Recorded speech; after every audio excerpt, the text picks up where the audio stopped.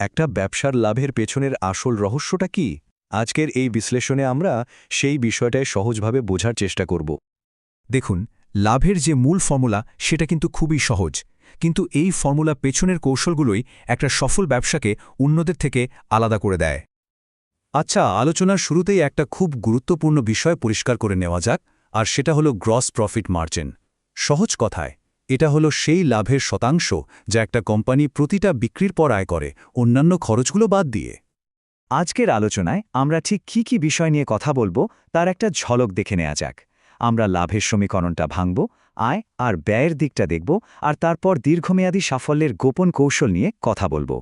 তো চলুন এই মৌলিক ধারণাটা দিয়েই শুরু করা যাক।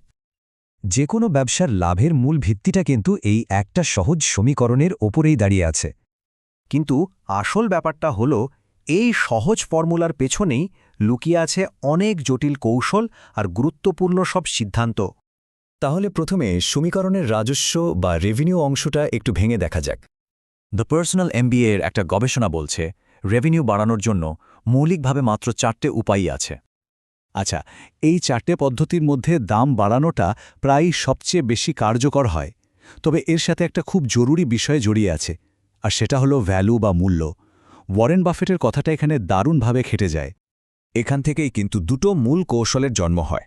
একটা হলো নিজের খরচের উপর ভিত্তি করে দাম ঠিক করা, আরেকটা হলো ক্রেতা এটার কতটা মূল্য দিচ্ছে তার উপর ভিত্তি করে দাম ঠিক করা।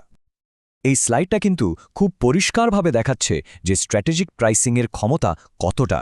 ভাবা যায় দামে মাত্র 10% বৃদ্ধি আপনার লাভে প্রায় 50% লাভ এনে দিতে পারে। শুধু দাম বাড়ানোই কিন্তু একমাত্র উপায় না। প্রত্যেক গ্রাহক প্রতি লেনদেনে গড়ে কত খরচ করছেন সেই পরিমাণটা বাড়ানোরও কিছু পরীক্ষিত কৌশল আছে। যেমন ধরুন, সম্পর্কিত পণ্যের সুপারিশ করা বা বিভিন্ন পণ্যের বান্ডিল তৈরি করা।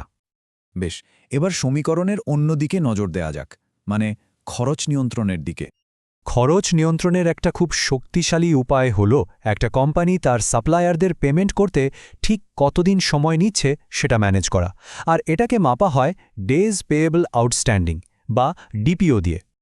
সুতরাং এখানে একটা ভারসাম্য রাখার ব্যাপার আছে। হাতে বেশি দিন নগদ টাকা ধরে রাখা তো অবশ্যই ভালো, কিন্তু সেটা যেন সাপ্লায়ার্সদের সাথে সম্পর্ক নষ্ট করে না হয়। খরচ কমানোর জন্য অপারেশনের ক্ষেত্রেও কিছু পরীক্ষিত পদ্ধতি আছে, যেমন লিন ম্যানুফ্যাকচারিং আর সার্কুলার সাপ্লাই চেইন। এই দুটোই কিন্তু বর্জ্য আর অদক্ষতা কমানোর জন্য দারুণ কার্যকর। এখনকার দিনে টেকনোলজি কিভাবে সরাসরি খরচ কমাতে সাহায্য করছে সেটা সত্যি ভাবার মতো। যেমন ধরুন, AI ব্যবহার করে ডেলিভারির সেরা রুটটা খুঁজে বের করা, বা সাপ্লাই চেইনের স্বচ্ছতা আনতে ব্লকচেন ব্যবহার করা। এতক্ষণ আমরা মূলত রেভিনিউ আর খরচ নিয়েই কথা বললাম, কিন্তু যেসব কোম্পানি সত্যিই দীর্ঘ সময় ধরে লাভজনক থাকে তারা কিন্তু একটু অন্যভাবে খেলে। এদের মূল ফোকাসটা থাকে একটা মাত্র লেনদেনের ওপর নয়, বরং একজন গ্রাহক তার পুরো জীবনকালে ব্যবসার জন্য কতটা ভ্যালু তৈরি করছে সেটার ওপর। একেই বলা হয় কাস্টমার লাইফটাইম ভ্যালু বা CLV। এর থেকে একটা বড় প্রশ্ন উঠে আসে, লাভ করা কি কেবলই সংখ্যার খেলা? আর এখানেই আসে নৈতিকতা আর সামাজিক দায়বদ্ধতার প্রশ্ন। এগুলো শুধু কথার কথা নয়, এগুলো আসলে দীর্ঘমেয়াদে ব্যবসার জন্য বাস্তব মূল্য তৈরি করে।